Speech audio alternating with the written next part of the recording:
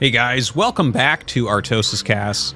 We're going to be taking a look at True once again. We've been casting a few of his games lately. He's super active at the moment, and he's going to be going up against Rush, who we actually saw a couple games between these two, I want to say like a week ago or so. And, Rush, if I'm recalling correctly, he won like a very kind of cheesy, aggressive, tech-filled game. I think it was Wraiths. And then actually True just won like a pretty straight up game against him. So let's call this the rubber match in a way. We're on Dominator, a 3-player map. Really fantastic map in my opinion. I actually think Dominator might be better than Sylphid. I love Sylphid as a map. If you guys remember Sylphid and Neo Sylphid, as far as 3-player maps go, I think it was the best ever, and I think that this map might actually be better. It's like a little bit more interesting terrain-wise. Sylphid was a little bit small in the center. So, yeah. Well, it had its good wide open parts too, but I don't know. I loved that map. I did, but I think Dominator is actually giving us really good games. So I've been enjoying it really a lot. I've said for a while, I think that 3-player maps are actually probably the best in StarCraft 1. Like, 4-player maps is the standard. 2-player maps are a good mix-in. But 3-player maps hit this beautiful spot where there's a lot of action because you can't split the map. I think that I first really noticed this in Terran vs. Terran, because in Terran vs. Terran, on a 2-player map or a 4-player map, you get into a lot of situations where it's like split like perfectly and it just becomes stalematy. That doesn't happen as much in the other matchups, but it does and can happen where the map kind of gets split somewhat naturally, or maybe, one race gets a little advantage because they're better at taking a ton of bases, that type of thing.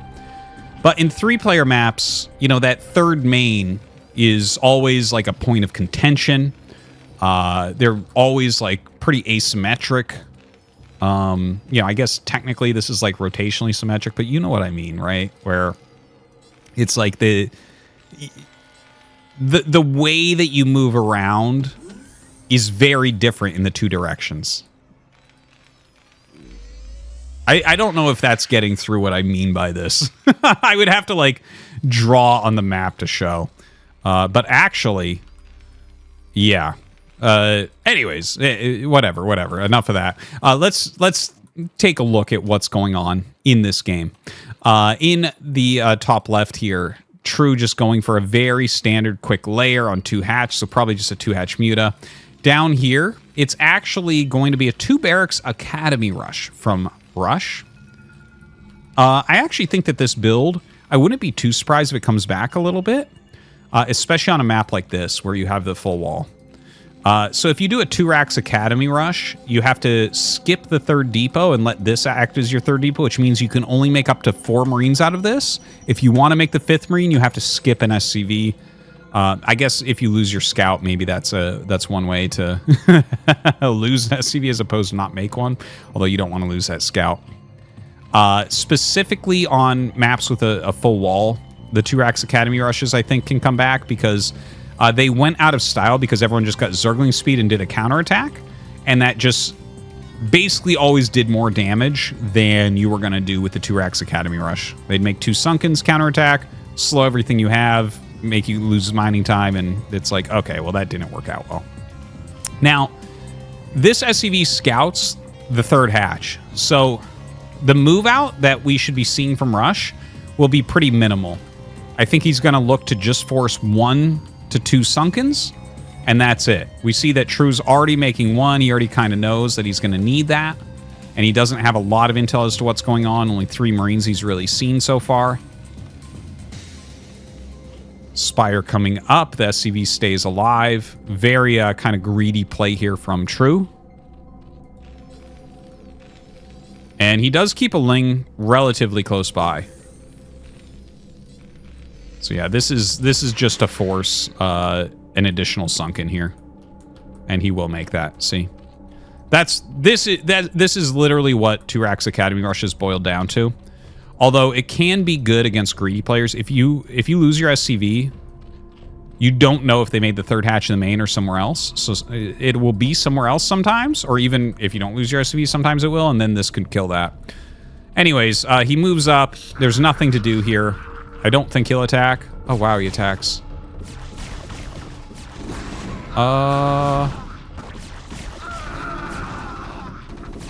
That's why I didn't think he'd attack. That was really terrible. It actually went worse than it even should have. Realistically, that should have done a little bit more from Rush. That actually, like, I knew it wasn't going to go well, but it shouldn't have gone that poorly. And if this second sunken was even 3 seconds later, he actually would have done massive damage with it. And sometimes it's hard to know exactly how far along that is. So he took a big rush there and loses a lot of units. A lot more drones coming out, a few mutas being made as well. Missile turrets on the way. This has turned into 3 barracks, which is pretty standard. That's a very fast factory to go with this, especially when you lost that many Marines and medics. Well, I guess it was 6 Marines, a fire bat, and a medic, I believe. Something like that. Or 7 Marines, a fire bat, and a medic. So the 2 mutas fly in. They're going to get a bit of a scout. I don't know if he'll go heavy on the mutas here. Like, obviously, he's going to make a fair amount. I know that True is kind of a aggressive-ish Zerg, very Mutalisk focused. He is getting +1 attack, so that kind of points towards Mutalisk aggression, but when you see this fast, you got to know that there's going to be Valkyries out quickly. Like, I don't even think Science Vessel. I think specifically I would be, as a Terran player, going for Valkyries here. It seems really obvious, and also this map in particular is very good for mutas, so Valkyrie rushes are generally a little bit better. Okay, this is what I wanted to see. This is what I was kind of alluding to, is how heavily will he dedicate to Mutalisks? Because if you get the Hydralist end quickly, like, you just make a regular group of mutas. Yep, this is perfect from True. True's actually playing really well. The games that we've seen against him that weren't, like, weird, crazy openers, this is very solid fundamentals. When you see how quick that... Again, you see how quick the factory is, you kind of know that this has to be Valkyries. It just... Yeah, like, why else... It's just what it's going to be. It's like 3 racks. I mean, I guess he could go Vessels, but it just... I don't know how to explain it, really. It would be Valkyrie. Anyways, there's actually 2 armories, which must be a mistake. That's definitely a mistake. You would never go 2 here. But yeah, anyways, he's going such quick lurkers. If you have your lurkers out when the Valkyrie push comes, you actually get pretty far ahead generally. There was a period in time where people were doing a lot of Valkyrie rushes, and even if the lurkers were out, they found ways to kind of make it worthwhile. Those times have kind of passed. Valkyrie, like, when you get quick Valkyrie like this, it slows down everything else. So there are other things you can do. I don't want to make this seem like it's a hopeless situation. Like, you can make, like, 4 Valkyries, kind of make sure the mutas are pretty much cleared. Maybe you get a couple Overlord kills, and maybe it does something else, like it clears the way for a drop into the main base. But generally, you're not going to get any real damage done with the Valkyries. You're not going to end up getting any drones. Yeah, you'll probably clear the Mutalisks, but the Valkyries won't really do much against a lurker-based defense that turns into Defilers very quickly, and then you just don't have Irradiates to deal with those things. So things can get pretty bad sometimes. We'll see exactly how he goes. It seems like he's only going to make 2 Valkyries, which I do like that a lot. That's kind of a nice middle-of-the-road call, where you're going to do very well against the mutas, but you're not overdoing it. And in fact, True just decides to kill one of them. Takes some decent damage here, and Rush actually gets up here just seconds before the mutas are done. Oh, God. Wow. Like, he does so much better with that than I thought. Again, just by seconds. Just by seconds. If those lurkers were done, he can't attack in there. If all 4 finish it at the same time, he takes less damage as well. He did utilize the mutas really well, but basically lost them all. And he's actually making 2 more Valks. Okay, my bad. I called... It seemed like because he was adding the science facility, not making 2, I thought he was actually going to just go into Vessels from there and just sit on 2, which I have seen before. 4 is a much more normal number for the Valkyries. 2 kind of don't really beat anything, whereas 4 beats a lot. Now, you can see this is anti-drop that's happening. Every Zerg in the world is doing this right now, where you just spread out Scourge and leave some Lings in your main so you can't drop. Which is what I was suggesting, like, maybe there's some world in which... See, he is making 2 dropships. You clear the Scourge with the Valks. Look at that. He loses 2 instantly. Man, that's not going to work. Here is the truth of the matter. I want to see Rush win this so I can learn something about TVZ that I don't know. But I'm looking at this, and this looks really good for True right now. He has done a very good job. His Carapace upgrade's coming. Look at this second Evo. He's going to be going for melee upgrades with that. Oh, he's getting Hydralisk speed. Never mind. This might actually be ranged attack. This was looking to me because he was getting Adrenal. Like he was going to go into Ultra. Like, you know, just a standard, like, 4-base Ultra. But here it looks like it might be Lurker Hydra. But I'm not a... Oh, no, it is melee upgrades. But with the speed on the Hydras. That's interesting. You never really see that. Okay, anyways, he fills up 2 of these dropships. He has the 1 Valkyrie. It looks like he might drop behind here. But with the Lurkers coming out... Oh, you got to burrow him, man. You got to burrow him. Okay, burrowing more. I think he just gets held. Slam. Supplies are even. Rush hasn't been able to find anything here. Has his first couple of vessels out. The dropships have done literally 0. The Valkyries didn't do very much. Plague on the way. Range on the way. This is so funny. So it is going to be a Lurker Hydra Defiler, but he's prepping to switch into Ultras later on.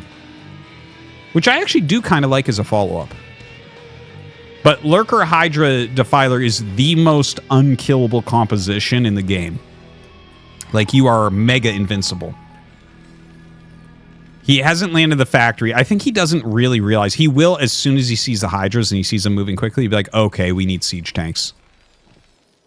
But this looks like it's just going over to scout something. Maybe he lands it here. But that, I guess there's not a lot of room in this main base. Yeah, this main base in particular is really hard to build things in. Okay, 4th base coming up. He has 3 Lurkers there defending. Okay-ish defense here, not very heavy. Couple Sunkens. Lurker. Has the Nidus, though. Very important. We heard a couple of Radiates there. We're getting Defiler energy at the moment. Lots of Defilers coming out. Lots of Zergling upgrades. Has that Adrenal. More Marines coming out. That... Oh, and there is the add-on. Yeah, so... Well, I mean, 1 factory siege tanks doesn't do that much. It's not terrible. Okay, good plague goes down.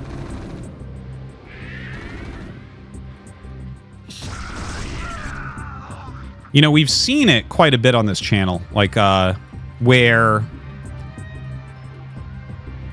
Terrans are having a hard time beating Zergs in regular macro games right now. At the pro level, we're seeing like a lot of cheesy plays from Terrans, whether that's very heavy Marine Medic busts. Those have kind of fallen off a little bit. We've seen a lot of Wraith play lately. We've seen a lot of mech switches from Flash specifically. And you can see here, it doesn't feel like he's in any sort of position to do anything. Yeah, he's up in supply right at the moment. But like, this roaming army that True has, he has to be really careful about it. The Plague's going down, sucking out the energy, sucking out the health. Throws down another Plague there. I like that. He throws Defiler forward for a little bit of damage. Does have to pull back since Rush does have a little bit better upgrades and still a decent amount of army. Just continual macro here from Rush. And there's the 2nd factory. So he is going to be going mass siege tanks. A lot of Terran players go 2 factory siege tank. I think 3 factory is pretty good as well.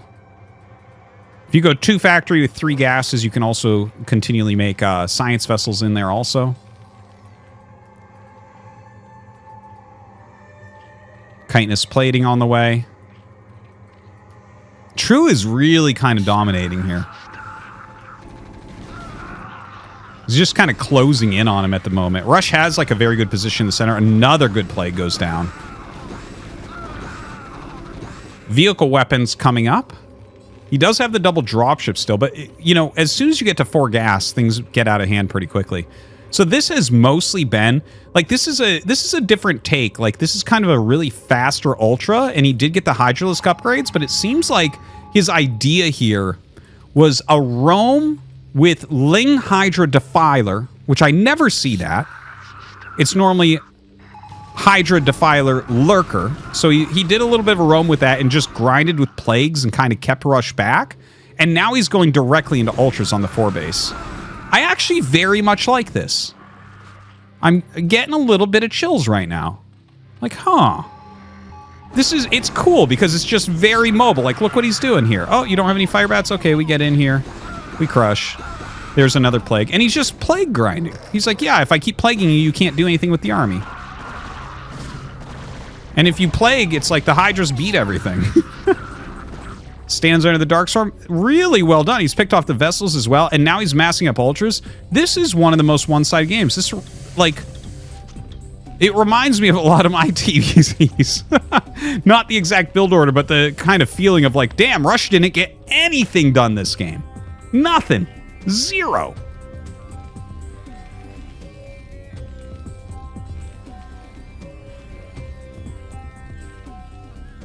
Equal supplies. Another base, just expanding down the side of the map. Kind of Protoss-esque in that way. Double dropship looking for a path. Unfortunately, there's a lot of anti-air there, so going to be a little bit hard to get that off. And even if he does, the Ultras can just attack, move in. Basically, once Ultras are out, dropships become very much weaker. All right, does drop that out. The Ultras actually kind of attack moving across the map a little bit.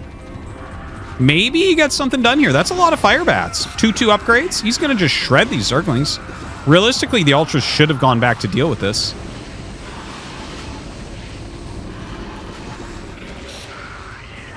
Coming back with these Lings. The fire bats are being eliminated by this one Ultra. So, excuse me. So that's really helpful. So it looks like he will clean that up.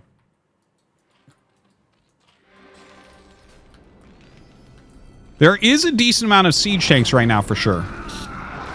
Trying to deal with some of these. Yeah, just targeting down the drones with what he's got left here from the drop. The drop actually did better than I thought it would. I think True didn't deal with it particularly well, but that doesn't catch Rush up here. Could kill this base for sure. Oh god, he moved his 3 Lurkers here. Or actually, they did get irradiated earlier, and he did not replace them. Oh, D-Matrix completely the wrong Marine. A Marine with like 1 hit point left. Because you do take some damage through a Defense Matrix, just not much. So you don't want to D-Matrix something that has like 1 health. You want to make sure it has a decent chunk. So he is going to pick off this base. Suddenly, between earlier on irradiating these Lurkers and them not being reinforced, and then getting the drop up here that kind of slowed his opponent down, we are now in a position where Rush actually could end up coming back in this game. Now you can see the Ultras obviously under the Dark Swarm are a problem here. They're taking out a lot. The Siege Tank Splash barely dealing damage to them. These Siege Tanks up here obviously doing a great job. Helping to hold everything off. Retaking this base. Another couple dropships going into the main. A couple Ultras are left over here, so yeah, that should be cleared pretty quickly. The 2 Ultras can just clear that. A lot of Siege Tanks up here. Oh, with the Lings coming in. This is pretty much a game ender. He's going to shut down this expansion, kill all those tanks. That was like a really important chunk of the army. The Marines doing okay up here, but yeah, the Ultras again, just too strong against drops. GG is called. I got to tell you, like, it was kind of like a fun little comeback there at the end. But this was a one-sided game.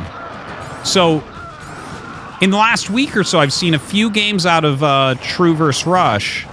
And in the standard TVZ games, you know, no, like, Wraith-type builds on one base or anything. Rush is dominating. I mean, True is dominating against the, you know, the most stable Terran that we have in SSL.